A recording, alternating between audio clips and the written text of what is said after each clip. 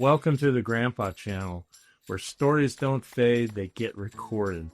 I'm Steve Harris. My grandkids call me Gritters. This podcast is where grandpas and grandchildren pull up a chair, turn on a mic, and let her rip.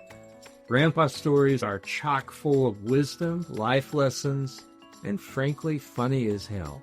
Your stories are the magic elixir to help your grandkids navigate Mr. Toad's wild ride, aka life. Let's Grandpa. This episode of the Grandpa Channel is brought to you by Hires Big H, home of wonderful hamburgers, French fries, onion rings, the magical and medicinal, so I say, root beer freeze. Head to Hires and treat yourself like the legend that you are. Now back to the channel. Welcome to the Grandpa Channel, and Doug Matsumori with me, and I was just figuring this out. We've known each other for over the amount of things, and he's a terrific lawyer, but he's just a wonderful person. And Doug, how many kids do you and Michi have? We have 5. Okay. How many grandkids? 24. Man, that's high output. Congratulations. That's whatever my fault. The story is that we had 22. And Derek, my youngest, was looking for another child. He wanted 8 or 9. Yeah. Gene didn't. Yeah. Yeah. So anyway, Devin, who is just 2 years older than him, Uh-huh. they had 5 and they wanted 6. Yeah. So they went for it. We got 6 and 7. Oh, wow. Twins. Cool. You know about it. I know about triplets. Oh, that's So therefore, I do know a little bit about it. But when that happened, everybody went. Well, The story. stand still. That's it. I tell people, come up to me and they say, so you have multiples? Yeah, got triplets. And they've been wonderful and fun, 2 girls and a boy, that a lot of work. And our life has never been the same, but in a good way. So I tell people one of the worst days of my life is when they turn 16 to try to go get automobile insurance, 24 grand. Well, tell me what the age range is. Oldest is 22. Mm-hmm. That's pretty young, actually, for my age. Mm-hmm. 22, and then the youngest starts 6. The 2 foots. Wow.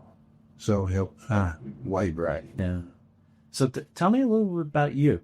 I know some stuff, but give us some background. Maybe give us a little bit of background about Michi too. Okay. Born and raised in Utah.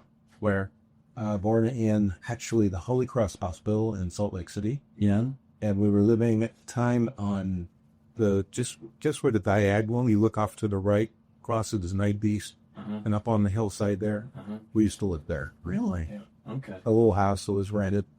And that's where my dad carried on his farming operations somewhere near there in a hurry. And so it was convenient. Was that considered Murray at the time?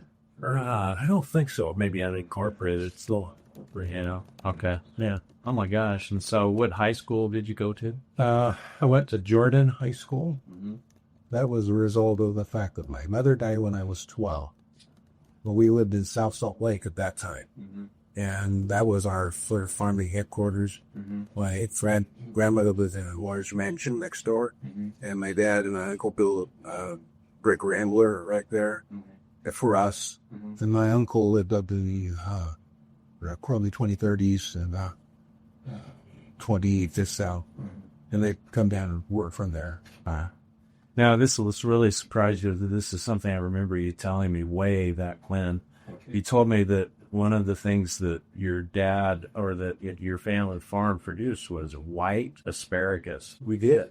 So does that surprise you that I was surprised? I can't remember what I had for breakfast this morning, but I can remember you telling me about the laborious way that you keep it white. And I guess was that considered a delicacy? I think so at the time. I've never seen white asparagus since then. I think I've seen them in bottles, like a can. But anyway, so that just kind of came out of nowhere. That's okay. It's a fountain of trivia.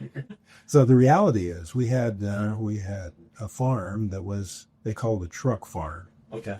Because we basically had vegetables, vegetables. Okay. We did everything. We did celery, we did white asparagus, we did parsley, we did green onions and and bulb onions, and we did lettuce and cabbage.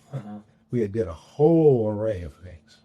So I was raised in a place where we were working, starting from like the end of March through the end of October was our production time. So it was crazy. How big of a piece of property was it that you were? I don't know, about 35 acres that we're farming.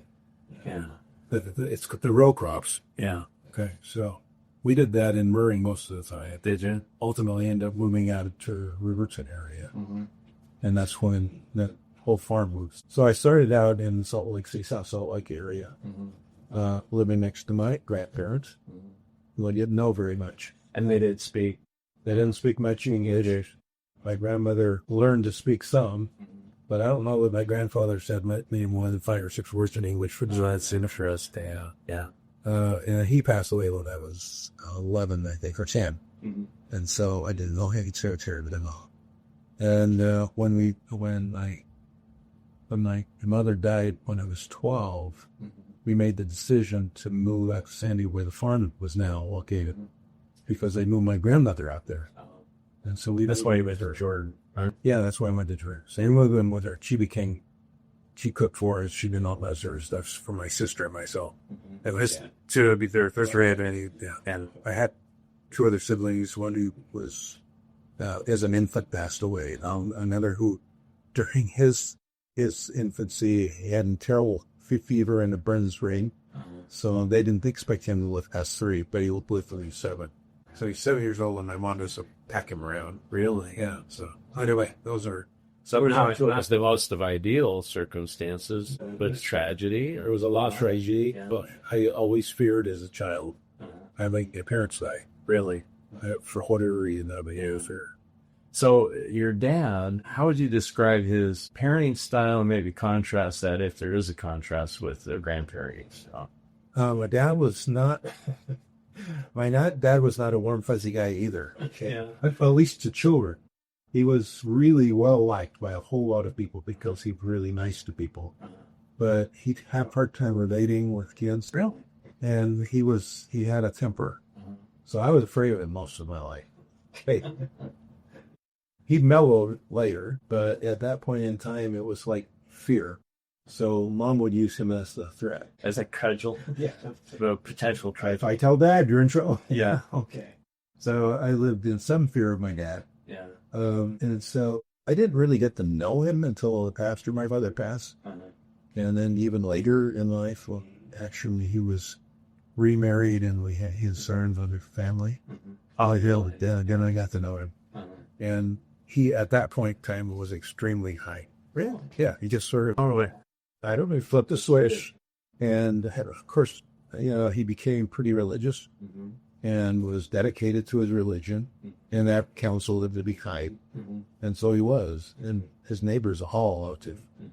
And then he was really nice to us. He fixed our cars, all stuff. What kind of a grandfather was he to your kids? He was a pretty good grandpa, was he? Yeah. What would he do? Just play with them. We eat over at their house probably once a month. And in those days, he participated in fixing the food. He participated in playing with the kids and rolling with them on the floor, doing all those sorts of things. But he also had his own second family back at that time. So some of his oldest son is about the same age as my oldest son. Oh, okay. Yeah. They were kids playing good kids. So technically your oldest son's uncle. Yeah. Oh, that's interesting. Yeah. So they were 5 of them as well. So really. That's quite a group. So the kids played a lot together. Didn't they? Was an interesting man. Yeah. Grandpa Tom, everybody liked. I like to put Doug on the spot with this, but where was it that you went to law school, Doug? Some Eastern School. It was hard. Which is currently under attack. Yeah, currently under vicious attack. I just knew. I mean, I had done my homework, and there were a couple of like Jim and you. And is there anybody else? Jerry Snow. Yeah. But I kind of stood up straighter when I was around. But. Yeah, so away from the U, I assume? I did, yeah. I started at BYU, Desert High School, because all of my friends were Cougars. So we went down there, and then I got called to go serve a mission for the church used by some Latter-day Saints in Japan. Surprise, surprise. And then, and then when I came home, I didn't have the money to go back down to BYU, so I decided to go to the youth. Yeah. And I ended up for graduation. Back when a time when you could actually work at a job during the summer and pay for your school for the rest of the year. Shocking. It's not what happens now.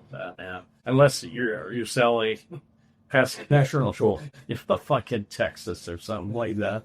Oh wow. Okay. So one of the things that I'm gonna just put Doug on the spot too here is that one of the challenges that I know I have, assuming that a lot of grandpas have, is how do you share your faith with your kids, but then especially with your grandkids, and is it any different? Do you have any thoughts about that? I have a couple. So they're my children, out of my 5 children, all will remain faithful in our religion. And I attribute most of that to one experience.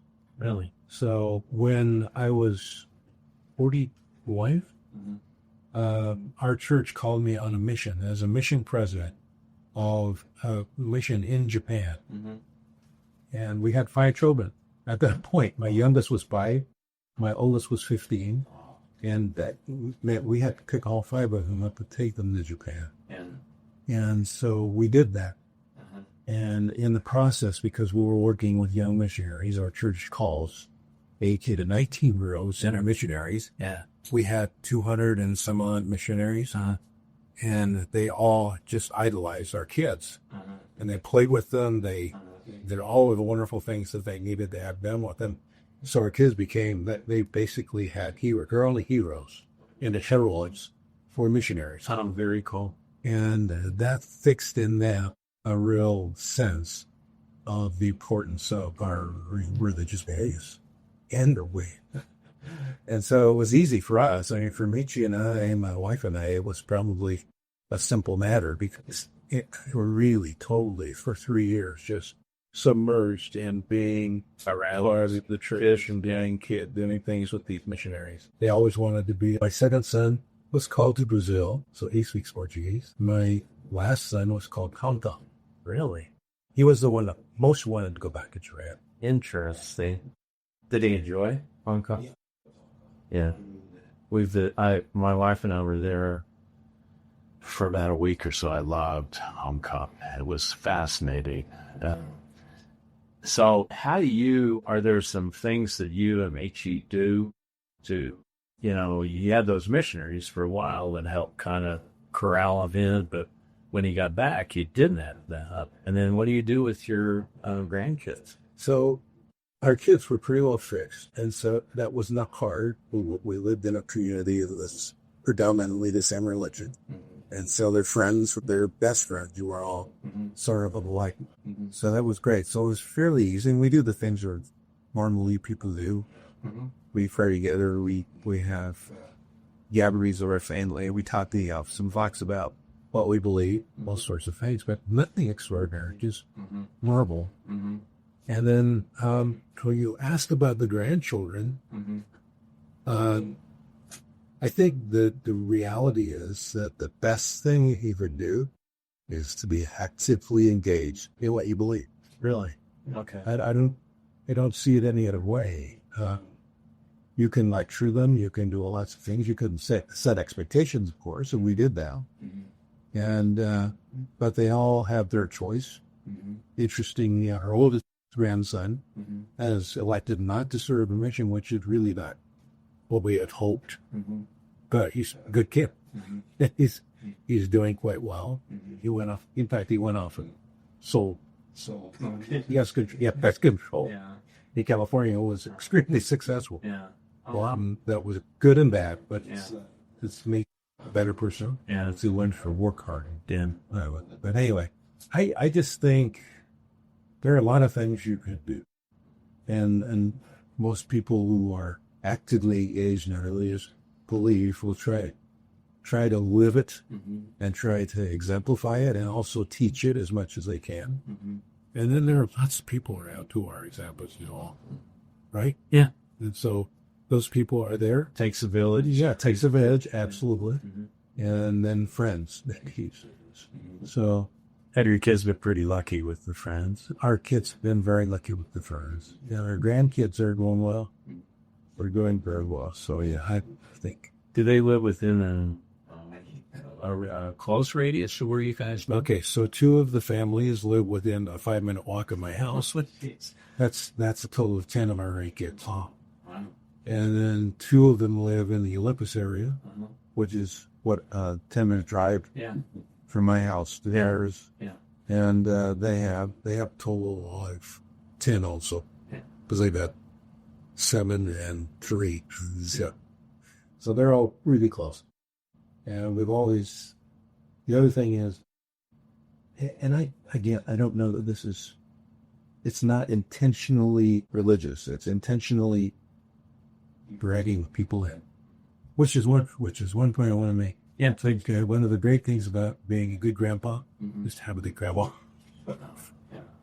I have a wife who is a devoted grandmother. She's extraordinary. She's extraordinary about that. In fact, she is known in this area amongst the friends of my friend, our children and our grandchildren. That's Grandma Michi. They call her Grandma Michi. But everywhere she goes, somebody will, hey, Grandma Michi. Serious? That's very cool. What does she do, Doug, that swings her She just is unending energy, and she just loves to feed people and entertain them, and she is so open. And she has no filter at her to say, that's a kid I don't want to talk to. Really, she will talk to anybody and anyone, and then she makes it feel like they're her best friend. And by the end of that, they are in her thrall. Yeah, so sweet. Yeah, and they'll do what she asks them to do, or they don't do what she asks them to do. She'll call them.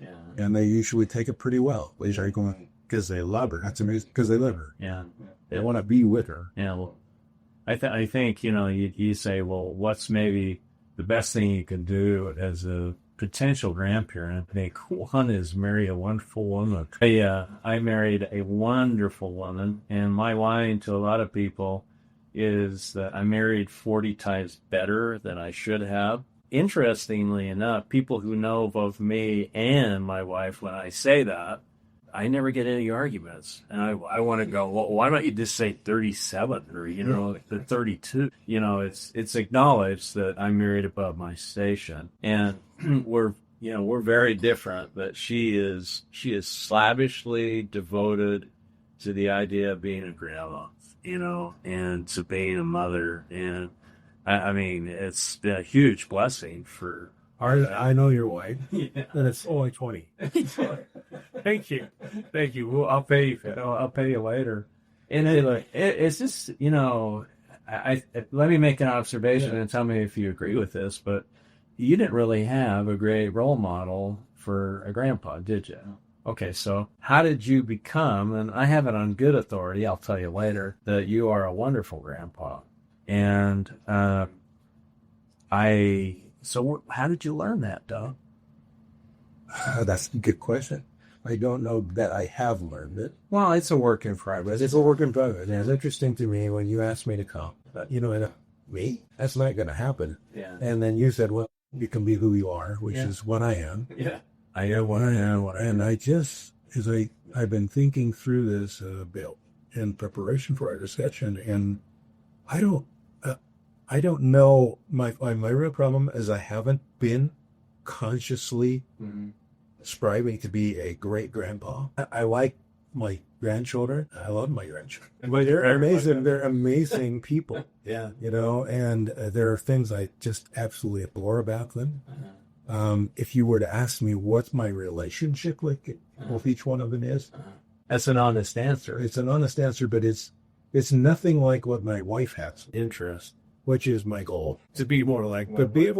I'm never going to be like her, but to have a relationship like she has with them, I don't know if, I think that we're going to leave for 9 or 10 months this year with mission for our church in Japan. We were in California earlier this summer, and we were driving around with 5 of our granddaughters. Yeah. And out of the blue, one of them said, "Grandma, you can't go. She said, what? What is cute? You can't go because Christmas is coming and Thanksgiving is coming. What are we going to do without you? And I'm just going, yeah, what are you going to do? But that's the kind of relationship they have with it. They laugh together, they joke with each other, and she can tell them stuff that her parents can't tell them. Yeah. And so she's sort of this amazing soul who has learned to love and without distinction everybody and everyone, and people feel that they feel. And she's honest with us, and there's no pretense. And it's like, okay, you are who you are. Don't do that anymore. Yeah. But I love you. I love you. Yeah. And they get a big hug, and she's happy, and they're happy. Wow, that's a wonderful thing. So now I told you, I warned you about this. I'm going to ask you, what do you consider your superpower, Doug, as grandpa and grandpa? Yeah. My superpower is to follow that way. That's not a bad superpower to have. It's a good superpower. Yeah, I love it, and I try. I mean, I really try to be as big as she is, but I have a hard time that she gets down on the floor with them and plays games. I can't even bend my knees for her. What you mean? Yeah. So she says, "Come and play." I go, I don't know if I want to do. I can't get up. I can't get up. So yeah, I don't know. That's as I assess myself and look at things that I do, I think I'm fairly just steady, and I try to be kind for a couple of my boys. Other than that, it's just that my superpower, just to be frank. That's a wonderful superpower that I have. If I could develop it for you. I think I've mentioned this before, but one of the things that I've been thinking about when I've been trying to figure out the Grandpa channel is there's a great quote attributed to Winston Churchill. Somebody came up to him and said, he came up to Churchill and said, well, Lord so-and-so is a very modest man. To which the tart-tongued Churchill said back, well, Lord so-and-so has much to be humble about. And I think that that's where I honestly am coming from, because I know that there are certain types of grandpa kryptonite. 4-year-old, whiny 4-year-olds is like money. I just start shriveling, I can't handle it. And then I just don't handle that very well. But for some reason, because my wife's pretty extraordinary, she handles it a lot better. And she kind of looks at me like, okay, you can level up here, that. Yeah, and I think that, my wife's not afraid to say, you have fallen short in this area. She says it lovingly, but, I just go, you're right. And I had my dad, who you knew, a remarkable man, but he told me, he said that he did more parenting of kids who were married than he did when we were at home. And he was a very hands-on, really a wonderful dad. And I thought, honestly, back when I was 30 or 35, I just thought, he was right. And the other thing, too, is that you need people in your life, a wife or a spouse or somebody who can just say, you're off the path a little bit. You need to do a course correction. And I remember my dad, who I was extremely close with, he took me aside a couple of times, and he said, I have noticed, you're very straightforward about it. He says, I've noticed that you've been too sharp with Jean. And my initial reaction was, oh, you got it wrong. Who are you? But I'm also the sort of person that if I don't necessarily take correction at the time it's given really well, but I'm pretty good at kind of working through it. I think there was some truth there. And the nice thing, Doug, was that he was not a hypocrite. And he treated my mom like $1 billion. And so I knew that he came from a place of love, and I knew that, unfortunately, that he was right. And I think that, I've heard somebody say, what's the best thing you could do as a grandfather for your grandkids? And one of them is to love your wife. And I hope that I model that, with my grandkids. And I hope that they understand, kind of where we're coming from. That's for the thing. I even added them to that is one of the other things you can do is to counsel at the book or a shoulder who are their parents. There's an element of this where, in fact, I'll tell you about this later. But anyway, there is an element of this, and that is a rather interesting and delicate relationship problem or challenge, and that is, we're grandparents, and while we have a role, we're grandchildren's wives, the parents are the parents. And I think it's an important thing to develop is a relationship with your own children and their spouses that allows you to collaborate and to have them actually say, sit back, because they do. And if they will, and we can do it with the right kind of spirit, then it all becomes part of that collaboration that goes. But that's all. Yeah. I love the word collaborate. It has a negative connotation during World War II. Of course, you had the French collaborators. That wasn't a good thing to be. They kind of teamed up with the Germans. But I think the definitional side of collaboration now is a much more positive one. And we grandparents need to really collaborate with our kids so that we're not getting in the way of what they're trying to do, even though it might not be exactly what I would do or my wife would do. And I think you bite your tongue sometimes. But I will say that I think our children bite their tongue sometimes when we get involved. I didn't ever want to be the disciplinarian grandpa, Doug. Yeah. I want my kids, I don't know whether it's true or not, but I want them to, when I come into the room, to light up like a Christmas tree. Like, here's grandpa. Yeah. And I'm willing to spend money to give things. I'm humble that way. But, I would love to have the idea of, grandpa said out loud with affection. That's a powerfully wonderful narcotic. I just can't get enough of. I'm sure that none of my children would say that I need to work on anything. But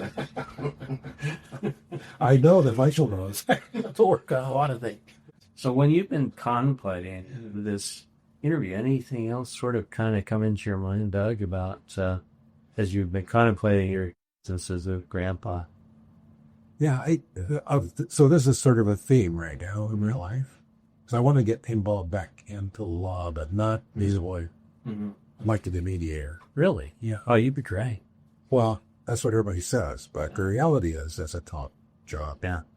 And I've been reading quite a bit of that, and it's interesting to me that most of a lot of the literature has gone in the direction of saying, this is a heart change. This is like following what Jesus Christ does.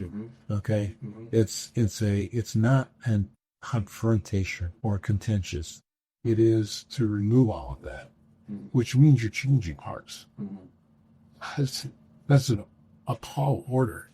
You know that, you're a lawyer. Yeah, you've been in those situations where people are at each other's throats. Yeah, and trying to get people to change.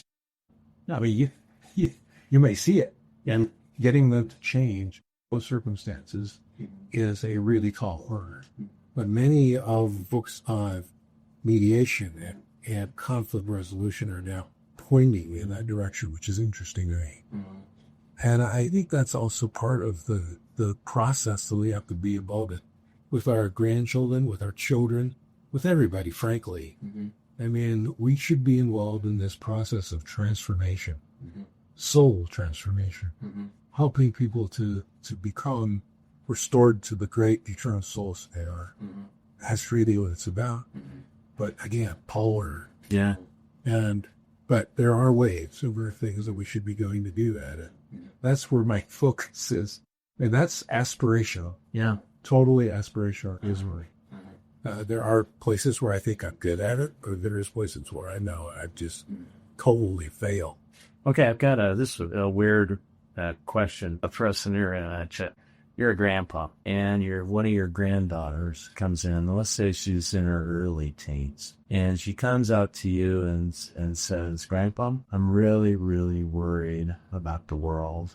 There's all this stuff going on, and I don't have to look, past much. It's all over my phone. It's all over the TV. Why do I keep going? Tell me why I keep plugging. Why do I need to go to school? Why do I need to plan for the future? I'm getting to a point where I'm without peace. Paint that picture for you. How would you respond to that, Doug?" I think the only way to respond is to start asking questions, trying to understand. Because that's the superficial world that is being presented to her, and her reactions to it are something that you have to sort of dig down. Yeah, you're doing to find outside. I'm not good at this, but I would want to start saying, so you say that all of this is bad. Tell me if you see anything good. Do you? Yeah. Yeah. Do you see anything good or wrong? And hopefully they'll be responsible. Oh, yeah, once in a while. Well, what is once in a while? Yeah. Where is that going? Yeah. And, we all see the bad, right? It's easy. It's easy. The newspaper doesn't publish anything bad. I don't know. And nor does the television, Yeah. nor does your phone. Oh, your phone's terrible. Those are terrible sources, but are they the only sources? Yeah. And how do you feel about these things? It's interesting because I'm coming more and more to the, and I'm sure it'll keep going on in the future, it's peace is only found through God, through Jesus. I just think that that's the ultimate source of peace. What I envisioned, this is a vision or anything like that, but what I see is I'd like to see this beautiful fountain, or grandpa fountain, where it's just bubbling. Water's beautiful. It's just beautifully laid out, and it's just pleasing to the eye. And it's just this fountain of peace. And I'd like to think that, that's me, or potentially it could be me, to give peace and comfort to my loved ones and people to kind of look at. And I'm willing to listen to anybody else. But to me, it's the only peace in this kind of world that's going to come our way is through God. I think it's incumbent upon us to help us grandpas to help our grandkids have a relationship with God and to, find that peace on their own. I just think that it's a really hard time to grow up. I think about young men, for instance, that are literally a click or two for incredibly painful and awful pornography that's scarring and can get them into real troubles. And I don't know how they do it, the good ones. That some of them go off the path a little bit. You got to help me come back home. Well, that's the nice whole idea of Christ, that he's there because he brings us back. Yeah. And that he only brings us back through other people. Yeah. And it's no grandpa. Yeah. Well, and, I think, and like I said, I have much to be modest about.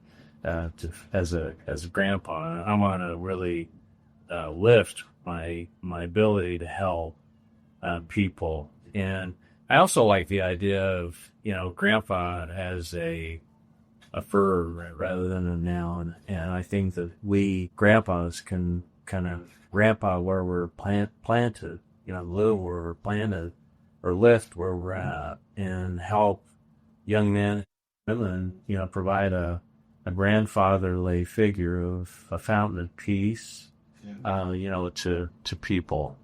I think that's a wonderful thing. So, buddy. Yeah. But what you're saying, the thought that came to my mind the other day. So I retired. The first time I retired was a year ago. Yeah. And until that time, I was totally absorbed in working as a lawyer for my church in their office of general counsel. And it was a challenging and absorbing and fascinating job. And somebody that said, well, it's kind. Really? And I said, you're right. So I acquired company, and golf was really good for a while. But I started doing some reading on retirement, and there are stages. I mean, there's the vacation stage, which is It's like grief and retirement. and then you come to the next stage, and if you haven't prepared yourself for the next stage, it can be depressing. And so you just said something that I think is really relevant, and that it's grandpaing is a job. It is a responsibility, and you know sometimes you're passive, but it's like, okay, I am. Yeah. you know, we're having fun together. I'm here. Birthday, I'm here. Yeah. Go about your Exactly. I have provided this nice place for you to be, and all of those sorts of things. That the kind of thinking you're thinking about this whole concept of being grandpa is right. It is a job, and you know, your retirement, we need to figure out the resources and available, and begin to apply them in that process, because there should be nothing more rewarding in my view, and to learn to do that. It's fantastic. I know. Yes, and it's absorbing. Yeah, it's exciting. Yeah, but it is also really challenging. It's really challenging, I think, because I don't know about you, that my energy level isn't quite what it used to be, and but yet I think that my wisdom level is way up here. My energy level is, fluctuating somewhere there, and I love being a grandpa, and I really sincerely want to be an inspiration to my grandkids. You need to be inspiration and a sort of trusted advice. They must trust you. Have you seen the book by Wynne Egan? No. Grandparenting on Purpose? No, I haven't seen it. You should check it out. Yeah. You know Ike Egan? Yeah, they're in our neighborhood. He's his brother. Yeah. Oh, is it really? Yeah. Okay. His brother and his deceased wife, Linda, wrote a book called Grandparenting on Purpose. Oh. And it's fascinating. I haven't read the whole thing, but I read to it, and it's all about the same thing that we've been discussing. Yeah. It is purposeful grandparenting. I think that I want to be more purposeful, but I don't want to be a stick in the mud, either. And I know that's not what they're saying. I mean, I have this inordinate fear of being a stick in the mud. I tend towards that. I describe myself as funny, but not fun. And there's a difference. And I think that what I found is that all 7 of my children helped me become more fun, and for which I am very, very grateful. And hopefully I still keep a sense of humor after, that. Are there some other things that you've got on your chest that you've got to talk That was a principle one that I guess. Yeah. I love it. It's a great ethic. And they start out with a statement that says, this is all about relationships. Yeah. And relationship building. Yeah. And that's really what's about. Yeah. That's what life is about. Yeah. And so I appreciate your friendship. I appreciate yours too. And it makes it better. And I think it makes us all better. And that's the goal of the Grandpa Channel, is a place where you can come and laugh, listen to some great stories, listen to great people, great grandfathers, not literally great grandfathers, but grandfathers, talk about how much they enjoy and the challenges. I think it's really challenging. I'm not blessed, shall we say, with an overabundance of patience, and I've had to become more patient over time. Or as my dad would say, he would say, on a piece of work. There's about 12 ways you can take piece of work. Some positive, some not so positive. I wonder if my grandkids is going, oh, yeah. And I'm called Rivers. That's what my nickname is. Rivers, like an Old Man Rivers, this Broadway show tune. And then she is called Queen. But I just think that some of them are just kind of like, oh, that's just Rivers being Rivers, or the fun stuff. Well, I know that's true of my own kids, grandkids. You go by Grandpa, or what do you go? Like Gramps. Okay, what about Michi? Oh, Grandma Michi. Grandma Michi or Grammy. Grammy? Oh, that's cute. Yeah. So, man. Well, I'm so grateful that you could come here, Doug, and thank you for sharing your thoughts and wisdom. And Doug has a great family. In what I do, I still practice law, and I do wills and trusts. And one of the questions that I ask a lot of my clients is, I'll say, I'm looking for the perfect family. Are you the perfect family I've been waiting for? And almost everybody bursts out laughing. Tell me why. There's methods to my madness. I've got to find out what's really going on. And then the other one is I pick up a pen. I said, if this is a magic wand, this over your family, what would you want to see in it?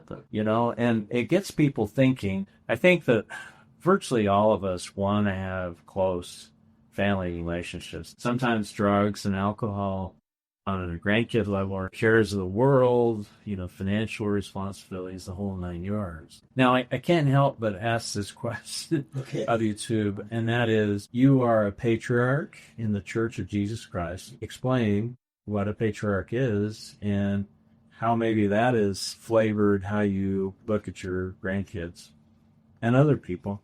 Okay, so just straight out, the calling is a calling that allows you or actually authorizes you to give what we call patriarchal blessings now. Patriarch obviously is a father.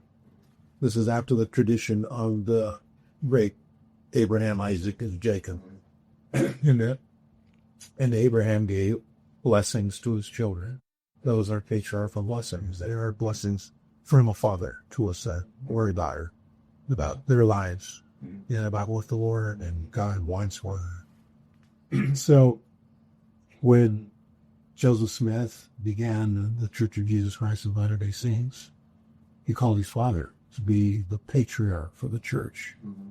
And that continued for quite some time. In fact, he had a church patriarch until Elder G. Smith, who was the last one. I remember it. Yeah. And then after that, they began to say, well, we got way too many people to have a patriarch in the church after the blessing of everybody. So they then asked that every stake in Zion, that unit, would call a patriarch who would play the role of giving patriarchal blessings to all of the people who desire one. Hopefully everybody does. But it's primarily youth now. I own when I was 19. And so it provides what we hope to be a personal set of guidance and scripture. Truly personal, in a sense. It's legally the sky speaking to them. And so that's the whole idea. Now, how that reflects on my role as a grandfather is, it reminds me of the gravity of what we're doing as grandparents. I mean, these are our grandchildren. They are our progeny. We have a responsibility to them that is deep and strong, that requires of us the ability to bless their lives. And so it means to bless their lives and, frankly, to restore what they are, which are children of God, to the full potential of what a child of God is. And so that restoration is the word we have to be about. It has to be a savoring calling to have. It is so great. Yeah. Because it's like what we just talked about. How do you deal with your child? They're different personalities. That they are extraordinary souls, but they're all unique. They all have different needs, and they have all different desires. And so as a grandparent, you're in position, you're a patriarch in every sense. Yeah. And you have a responsibility to those grandchildren to discern their needs and then to take whatever action is needed. Maybe inaction is needed, or whatever love needs to be given, whatever patience is long-suffering needs to be given to demonstrate that they are valued and loved in a way that will allow them to develop like they should. I think that's what it's about. The thought you had me that there are these similarities between your calling, your formal callings, and then our collective callings as fathers and grandparents and great-grandparents, maybe eventually, but it'll only keep on keeping on. Absolutely. Yeah. Well, thank you so much, Doug.